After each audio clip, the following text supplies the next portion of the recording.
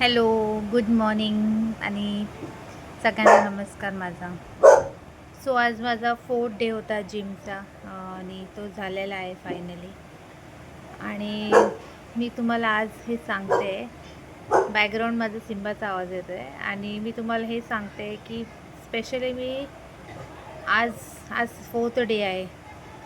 तर 3 days literally मला exercise करताना बॉडी पेन खूप होत होता. जेव्हा मी जिम करते आणि जिमच्या नंतर मी घरी आल्यावरती मला तो बॉडी पेन जाणवत होता. पण थोडं कारण आपल्याला बॉडीला सवय नसते, मला पण माहिती आहे. आपण सडनली जिमला जातो आणि हे पेन स्टार्ट होतो.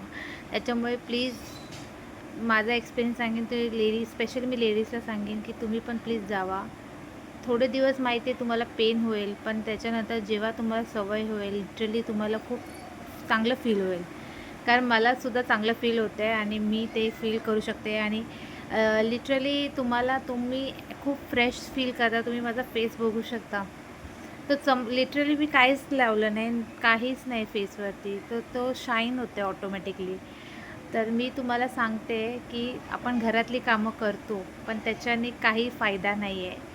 आणि जेव्हा आपल्याला काही होतं, दुखतं, ते आपल्याला सहन करावं लागतं. कोण दुसरं सहन करू शकत नाही. म्हणून सांगते, मी आता स्टार्ट केलं जायला. मला माहिती आहे जेव्हा आपलं वेट वाढतं ना, स्लोली आपल्याला खूप डिफिकल्टी यायला लागतात.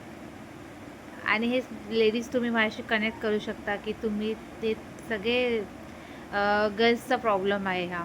आपल्याला खूप प्रॉब्लेम्स असतात लाईफमध्ये.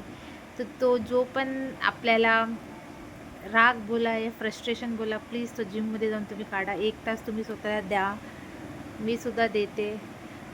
आता मला समजलं, इतके वर्ष मी खूप स्किप केलं, पण आता त्याचे फायदे मला समजतात आहे. पण नॉट सो लेट, कधी पण आपण स्टार्ट करू शकतो. तर प्लीज तुम्ही लाजू नका आणि तुम्ही जावा जिममध्ये.